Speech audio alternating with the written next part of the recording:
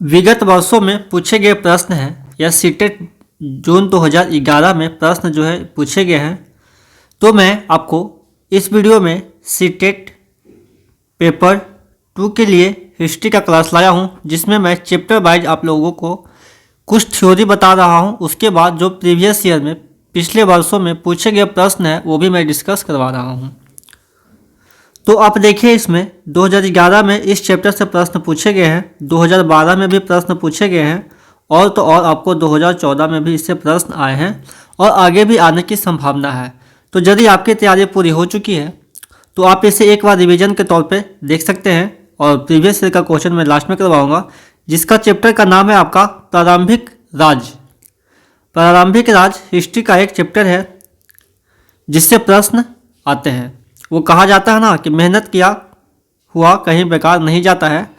तो आप इसे देख ले, थोड़ा टाइम लगेगा देखने में। यदि आप एक बार सुन लेते हैं तो चैप्टर वाइज मैं करवा रहा हूँ। इससे पहले भी मैंने 5-6 चैप्टर ले चुका हूँ। उसका लिंक मैं वीडियो के डिस्क्रिप्शन में दे दूंगा और आपको आई बटन में भी मिल जाएगा प्लेलिस्ट का, और आप वहाँ से भी देख सकते हैं। तो चलिए स्टार्ट करते हैं कि प्राचीन समय में राजा संभवतः जन यानी लोगों द्वारा चुने जाते थे।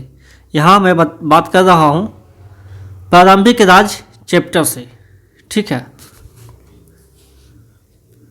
प्रारंभिक राज चैप्टर से जो है, तो आप ध्यान से सुनते जाएं, धीरे धीरे बातें आपको समझ में आने लगेंगी। हो सकता है स्टार्टिंग में आपको अटपटा टाइप का लगे, लेकिन धीरे धीरे आपको बातें समझ में आने लगेगी।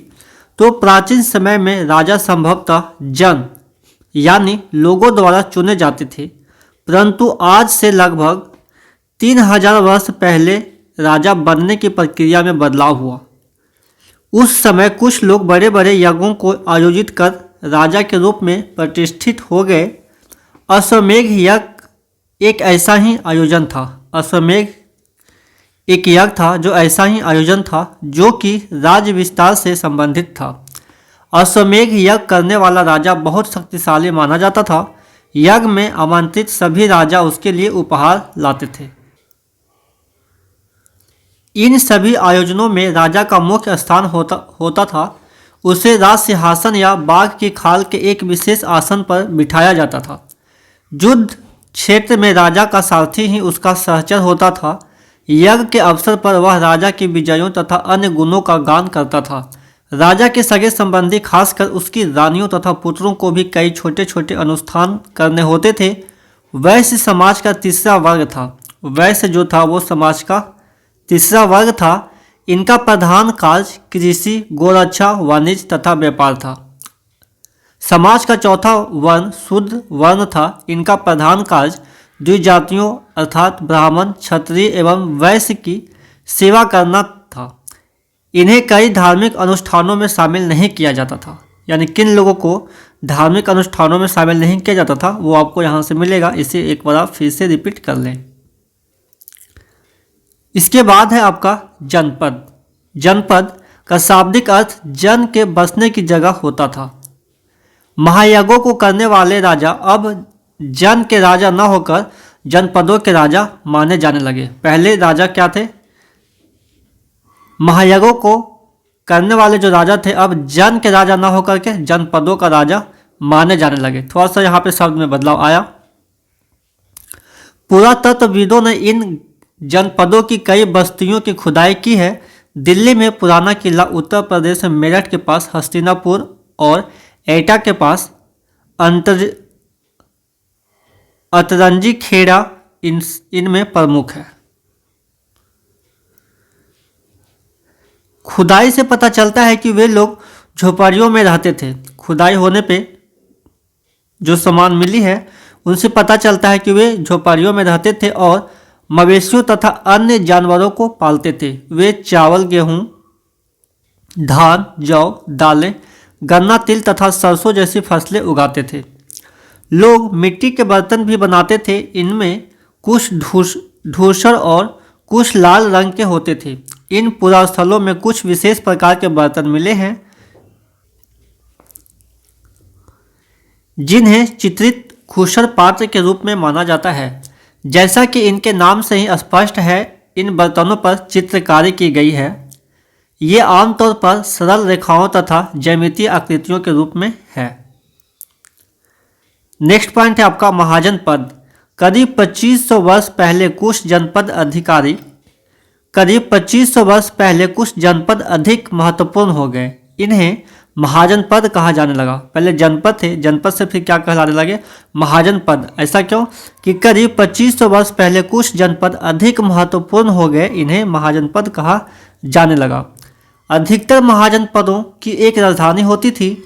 कई राजधानियों में किलेबंदी की गई थी, अर्थात इनके चारों ओर लकड़ी, ईंट या पत्थर की ऊंची दीवारें बनाई गई थी। ऐसा लगता है कि लोगों ने अन्य राजाओं के आक्रमण से डरकर अपनी सुरक्षा के लिए इन किलों का निर्माण किया।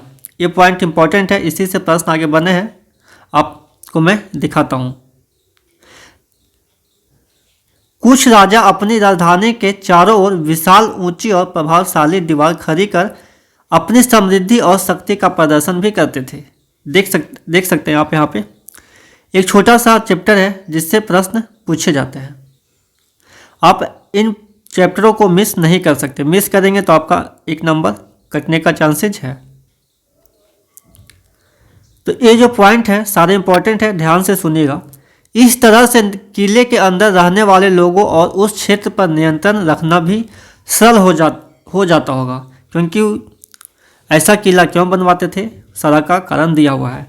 इस तरह की विशाल दीवार बनाने के लिए व्यापक योजना की आवश्यकता थी और लाखों की संख्या में ईंटों तथा पत्थरों की व्यवस्था करनी पड़ती थी। अब राजा सेना रखने लगे थे। सिपाहियों को नियमित वेतन देकर पूरे वर्ष रखा जाता था। कुछ भुगतान संभवतः आहत यानी सिक्के के रूप में होता था। फिर नेक्स्ट पॉइंट है आपका 6ठी शताब्दी ईसा पूर्व के 16 महाजन पद। पहले जन आए, फिर जनपद आए, फिर महाजन पद, यानी महात्मा बुद्ध के जन्म के पूर्व 16 महाजन पदों का उद्भव हो चुका था। बौद्ध ग्रंथ अंगुत्तर निकाय तथा जैन ग्रंथ भगवती सूत्र में तत्कालीन 16 महाजन पदों की सूची मिलती है। 16 महाजन पदों के वणिज और मल गणतंत्र थे, शेष सभी राजतंत्रात्मक राज्य थे। तो आइए यहाँ पे देखते हैं महाजन पद एवं उनकी राजधानियाँ। कुछ महाजन पद हैं और उनकी राजधानियाँ हैं। तो एक साइड में आपका महाजन पद का नाम दिया हुआ है, दूसरी तरफ में आपका राजधानी का नाम दिया हुआ है। अंग की राजधानी था चंपा, काशी की राजधानी था वाराणसी, मगध का गिरिव्रज जिसका आधुनिक नाम है राजगिरी, अवंती का उज्जैनी, वर्ष का कौशाम्बी, गांधार का तक्षशिला, कम्बोज का हाटक, कुरु का इंद्रप्रस्थ। वहीं दूसरी तरफ है महाजन पद का नाम पंचाल का कामीपल्य, अस्मक का पेतन या पोटली, मल का कुशीनारा, चेदी का शक्तिमती, सूरसेन का मथुरा, मत्स्य का विराटनगर, वज्जी का विदेह एवं मिथिला, कौशल का श्रावस्ती या अयोध्या। आगे चलते हैं। 16 महाजन पदों में मगध सर्वाधिक शक्तिशाली था। 16 महाजन पद जो थे उसमें सबसे शक्तिशाली जो था आपका मगध था। इसके अतिरिक्त कौशल, वत्स एवं अवंती भी शक्तिशाली महाजन पद थे। 16 महाजन पदों में अस्मक ही एक ऐसा जनपद था जो दक्षिण भारत में गोदावरी नदी के किनारे स्थित था। यानी अस्मक जो महाजन पद था अस्मक, वो दक्षिण भारत में गोदावरी नदी के किनारे स्थित था। 6ठी शताब्दी ईस्वी पूर्व बुद्ध काल में गणराज्यों का भी अस्तित्व था, जिनमें से प्रमुख है कपिल वस्तु के शाक्य, कुशीनारा के मल, वैशाली के लिच्छवी। बुद्ध काल का सबसे बड़ा तथा शक्तिशाली गणराज्य वैशाली का लिच्छवी था। बुद्ध काल के समय में सबसे बड़ा और शक्तिशाली गणराज्य वैशाली का लिच्छवी था। प्राचीन भारतीय मनीषियों ने राजतंत्र को सर्वाधिक प्रचलित और उत्कृष्ट शासन पद्धति माना है। गांधार एवं कम्बोज के क्षत्रियों को वार्तास्त्रोपजीवन कहा गया है। कहा जाता था। नेक्स्ट है आपका प्रारंभिक राज्यों में कर व्यवस्था। इन सभी से भी प्रश्न आते हैं। महाजनपदों के राजा विशाल किले बनवाते थे और बड़ी सेना रखते थे, इसलिए उन्हें प्रचुर संसाधनों की आवश्यकता होती थी, क्योंकि इतने बड़े संख्या में सेना रखेंगे तो प्रचुर संसाधनों की आवश्यकता होगी ही। इसके लिए उन्हें कर्मचारियों की भी आवश्यकता होती थी। अतः महाजनपदों के राजा लोगों द्वारा समय समय पर लाए गए उपहारों पर निर्भर न रहकर अब नियमित रूप से कर वसूलने लगे। पहले जो राजा से मिलने आते थे, भेंट करने आते थे, तो वे उपहार लेकर आते थे, तो उनसे ही उनका खर्चा चलता था। लेकिन धीरे धीरे क्या हुआ, उनकी संख्या बढ़ती गई, तो वो धीरे धीरे उनके उपहारों पर निर्भर ना रह करके नियमित रूप से कर वसूलने लगे। अब यहाँ से कर का प्रचलन शुरू हो गया। यानी फसलों पर लगाए गए कर सबसे महत्वपूर्ण थे। वे कर कहाँ से वसूलते थे, तो फसलों पर जो लगाने वाला जो कर था वो सबसे महत्वपूर्ण था, क्योंकि अधिकांश लोग कृषक ही थे। अधिकांश लोग क्या थे, कृषक थे। तो प्रायः उपज का 1/6वां हिस्सा कर के रूप में निर्धारित किया जाता था, जिसे भाग कहा जाता था। यानी कर का कैमा हिस्सा, तो 1/6 हिस्सा कर के रूप में निर्धारित किया जाता था, तो जिसे हम लोग क्या कहते थे, भाग। उस समय के लोग वो भाग के नाम से जानते थे। कितना, तो 1/6 हिस्सा। इसे ध्यान में रखिएगा। कारीगरों के ऊपर भी कर लगाए गए, जो प्रायः श्रम के रूप में चुकाए जाते थे। जैसे कि एक बुनकर, लोहार या सुनार को राजा के लिए महीने में 1 दिन काम करना पड़ता था। यानी महीने में 1 दिन का काम राजा के लिए करना पड़ता था। यानी जितना वे 1 दिन में कमाते थे उनको देना पड़ता था कर के रूप में। पशुपालकों को जानवरों या उनके उत्पाद के रूप में कर देना पड़ता था। व्यापारियों को सामान खरीदने बेचने पर भी कर देना पड़ता था, तथा शिकारियों व संग्राहकों को जंगल से प्राप्त वस्तुएं देनी होती थी। नेक्स्ट पॉइंट है प्रारंभिक राज्य में कृषि परिवर्तन। प्रारंभिक राज्य में कृषि का परिवर्तन कैसे आया, कि इस युग में कृषि के क्षेत्र में 2 बड़े परिवर्तन आए। पहला परिवर्तन तो यह हुआ कि हल के फाल अब लोहे के बनने लगे थे। कठोर जमीन को लकड़ी के फाल की तुलना में लोहे के फाल से आसानी से जोता जा सकता था। इससे फसलों की उपज बढ़ गई। यानी पहले वो लकड़ी के फाल से खेत को जोतते थे, उसके बाद लोहे के फाल का प्रयोग करने लगे। दूसरा परिवर्तन यह हुआ कि लोगों ने धान के पौधों का रोपण शुरू किया, अर्थात खेतों में बीज छिड़क कर धान उपजाने के बजाय धान की पौध तैयार कर उनका रोपण शुरू किया गया। पहले की तुलना में बहुत ज़्यादा पौधे जीवित रह जाते थे, इसलिए पैदावार भी ज़्यादा होने लगी। इसमें कमरतोड़ परिश्रम लगता था। ये काम ज़्यादातर दासी तथा भूमिहीन खेतिहर मजदूर कुम्हार करते थे। नेक्स्ट है आपका मगध। लगभग 2000 वर्षों के अंतर्गत मगध सबसे महत्वपूर्ण जनपद बन गया। 200 वर्षों के अंतर्गत मगध सबसे महत्वपूर्ण जनपद बन गया। गंगा और सोन जैसी नदियां मगध से होकर बहती थी। ये नदियां यातायात, जल वितरण और जमीन को उपजाऊ बनाने के लिए बहुत महत्वपूर्ण थी। मगध का एक हिस्सा जंगलों से भरा था। इन जंगलों में रहने वाले हाथियों को पकड़कर और उन्हें प्रशिक्षित कर सेना के काम में लाया जाता था। यही नहीं, जंगलों से घर, गाड़ियां तथा रथ बनाने के लिए लकड़ी प्राप्त होती थी। नेक्स्ट पॉइंट है आपका कि इस क्षेत्र में लौह अयस्क की खदानें थी। मजबूत औजार और हथियार बनाने के लिए ये बहुत उपयोगी थे। मगध में 2 बहुत ही शक्तिशाली शासक बिंबिसार तथा अजातशत्रु हुए। अन्य जनपदों को जीतने के लिए ये हर संभव साधन अपनाते थे। नेक्स्ट पॉइंट है महापद नंद एक और महत्वपूर्ण शासक थे। उन्होंने अपने नियंत्रण का क्षेत्र इस उपमहाद्वीप के उत्तर पश्चिम भाग तक फैला लिया था। बिहार में राजगिरी। नेक्स्ट पॉइंट है बिहार में राजगिरी यानी आधुनिक राजगीर कई सालों तक मगध की राजधानी बनी रही। बाद में पाटलिपुत्र यानी आज का पटना को राजधानी बनाया गया।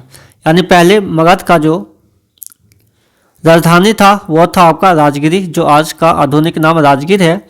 उसके बाद पाटलिपुत्र बनाया गया जिसका आधुनिक नाम पटना है।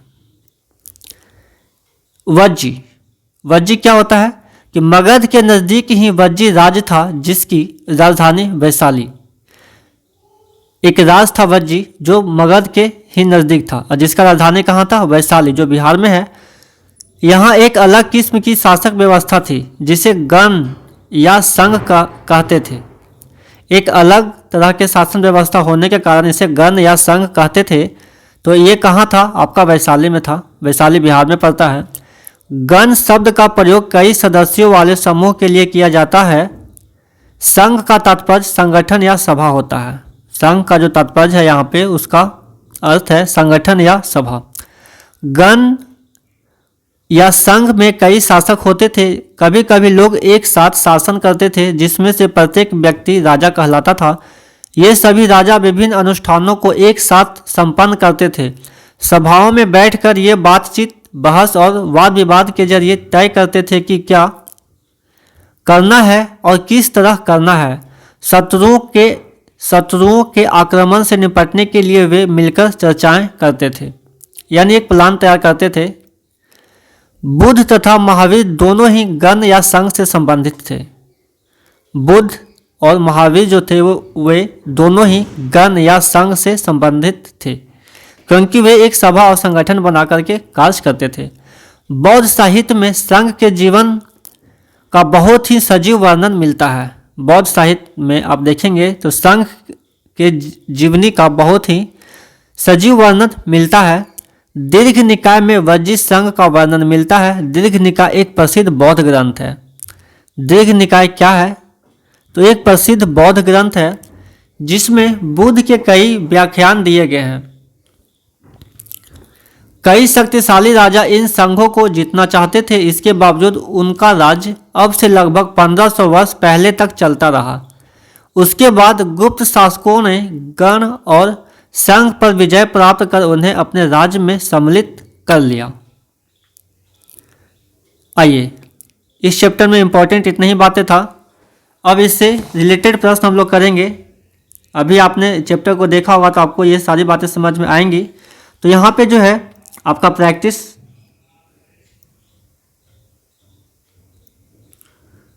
ज्यादातर महाजन पदों की मजबूत किलेबंदी थी। क्यों? ज्यादातर महाजन पदों की मजबूत किलाबंदी थी। क्यों? क्योंकि वह इनकी समृद्धि और शक्ति को प्रदर्शित करती थी। शासकों को आक्रमण का भय था और वे स्वयं की रक्षा को सुनिश्चित करना चाहते थे। ये उनके समृद्ध योद्धा परंपराओं के प्रतीक थे। इनके आसपास लकड़ी, ईंटों या पर्सों की उपलब्धि थी। बताइए 20 का आंसर करें। 20 नंबर क्वेश्चन यहाँ पे कह रहा है कि ज़्यादातर महाजन पदों की मजबूत किलेबंदी थी। क्योंकि ये 4 ऑप्शन दिया हुआ है, चारों में से सही कौन होगा? अभी आपने थ्योरी का क्लास सुन लिया होगा तो आपको समझ में बातें आ रही होगी कि इसका सही आंसर क्या होगा। तो आप 20 का सही आंसर बताएं। क्वेश्चन नंबर 20 है, इसका सही आंसर बताएं क्या होगा। तो इसका जो राइट आंसर होगा आपका फर्स्ट वाला होगा कि ज़्यादातर महाजन पदों की मजबूत किलेबंदी थी क्योंकि वह इनकी समृद्धि और शक्ति को प्रदर्शित करती थी। चलिए नेक्स्ट प्रश्न पे चलते हैं। 21 नंबर और 21 नंबर प्रश्न यहाँ पे आपसे पूछा जा रहा है। आप यहाँ पे देख सकते हैं सीटेट नवंबर 2012 में यहाँ से प्रश्न आए हैं, इस चैप्टर से प्रश्न आए हैं। तो चैप्टर वाइज आपको रिवीजन मिल रहा है जिससे आपके कोई भी प्रश्न न छूटे। किस काल में कर प्रथा का विशिष्ट महत्व था? किस काल में कर प्रथा का विशिष्ट महत्व था? महाजन पद, गुप्त, हड़प्पा सभ्यता, वैदिक काल। बताइए 21 का आंसर करें। तो इसका आपको राइट आंसर हो जाएगा फर्स्ट, महाजन पद। चलिए नेक्स्ट प्रश्न पे चलते हैं।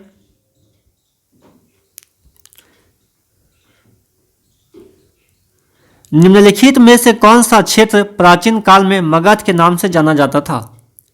गंगा का दक्षिणी क्षेत्र, गंगा तथा यमुना के मध्य का क्षेत्र, गंगा का उत्तरी क्षेत्र, यमुना तथा चंबल के मध्य का क्षेत्र, बताइए 22 का आंसर करें।